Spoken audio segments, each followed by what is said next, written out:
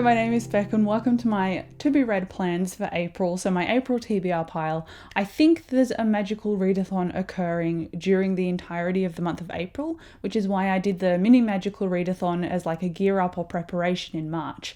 So I don't know the prompts for that yet, so we're going to leave that aside. And in general, this is what I hope to read during the month, but I'm sure things will get moved around after I've posted this video because isn't that always the way? So I'm going to start this strong and go with the first book that I want to read during this month, and that is Alloy of Law by Brandon Sanderson. This is part of his Mistborn series, but it's part of his second era. So if you want to read Mistborn, you can read the first era and then jump into the second era. There are 300 years of difference between them, but there is some cool like world building stuff that traverses both.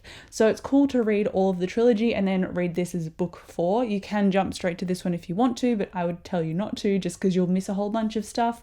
So I'm continuing my reread of Mistborn because the last book in the series of Era 2 comes out in November. So I'm really looking forward to it. I've got other reviews and content for Brandon Sanderson stuff, so I'll link it below, but I'm really enjoying my reread basically, and I know that Alloy of Law is my favorite of the series so far when I did my first read through because it was just so fast paced and it's got a more modern society about it. So in this world or the city of Luthadel, there is a character called Wax and there's another character called Wayne, hence the Wax and Wayne series. And Wax is kind of like a modern day contractor or a detective, and it's very kind of cowboy-esque, and the magic revolves around allomancy, which is ingesting metals and then burning them in your stomach in order to enact supernatural abilities. So it's got a really cool dynamic in the second era, which was missing to me from the first era, and you can see the way that Sanderson has developed as a writer when you jump into Era 2. So I'm really looking forward to reading it. Also, it's quite short, so I don't have the physical copy here, hence the photo, but my physical copy is at my house, not at my partner's, which is where I film. Just trust me, I'm gonna love this. I'm looking forward to it. And then going to something not as strong, which is the next installment in the Witcher series. This is Baptism of Fire. I think it's technically book 5 in the series, and I've had an up and down relationship with the books in the past. There was sexual assault in one of these books, not really my thing that I like to see done to female characters to project their storyline. It's just a lazy way of writing to me, and I thought this series was a bit different to that. It hasn't really proved that to me, but in this I'm hoping that, obviously fire is in the title, that fire as a magic source is investigated in here because something interesting happened in the previous book. Obviously I'm not going to spoil anything because this is a spoiler-free video, but I'm looking forward to seeing pieces of the plot develop, but not the entirety of the characters. I'm only really interested in Geralt, Ciri, and Yennefer, which is Geralt is the Witcher. He's like the human hybrid that can drink potions and do cool stuff.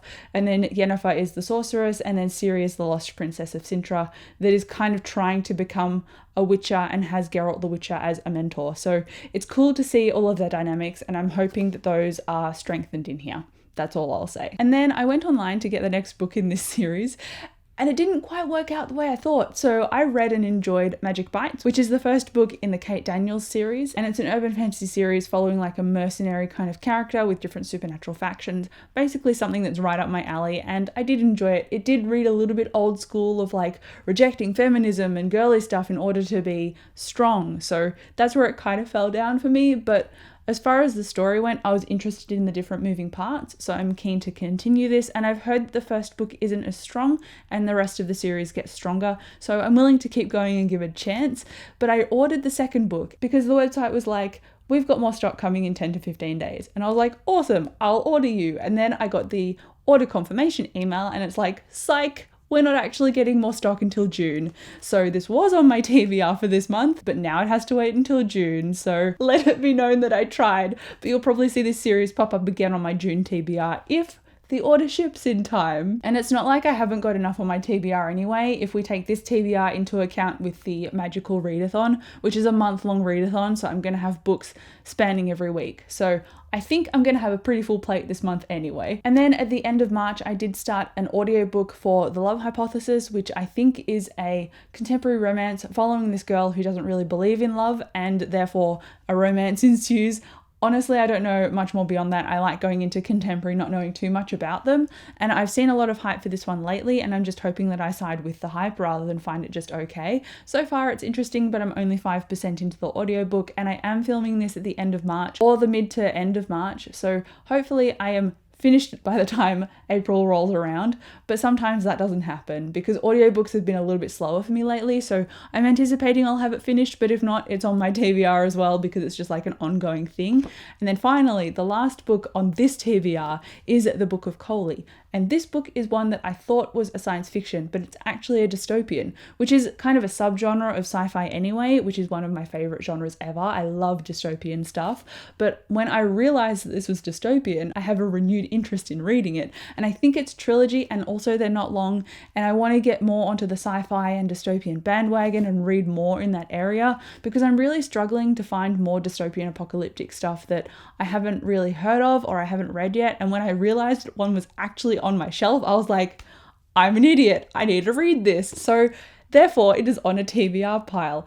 I can't really tell you much except that there is a character and there are walls, and beyond the walls is where you shouldn't go because they're dangerous, but then something happens that forces this character to go beyond their comfort zone. Essentially, the main character is named Klee, and he believes that the first rule of survival is that you don't venture too far beyond the walls. He's wrong. That's what the synopsis says. It sounds interesting, sounds cool, it involves survival and a dystopian world. I'm into it already. I enjoyed The Girl with All the Gifts, which is what this author has also written, and so I'm anticipating that I'm going to like this version of their apocalyptic stuff as well. And I can't believe it took me this long to realize it was a dystopian, not necessarily a space opera sci-fi. This just goes to show that I should research books before I actually just go, oh, I've read that author before, I'm going to add it to cart. Anyway, that is my April TBR. If you have bought any books lately and if they're on your TBR, let me know. I would love to hear from you. And if you don't know what to say, just pop a red heart emoji in the comments. Thank you so much for watching this video. I'll come and chat to you down below, and I'll see you in my next one. Bye.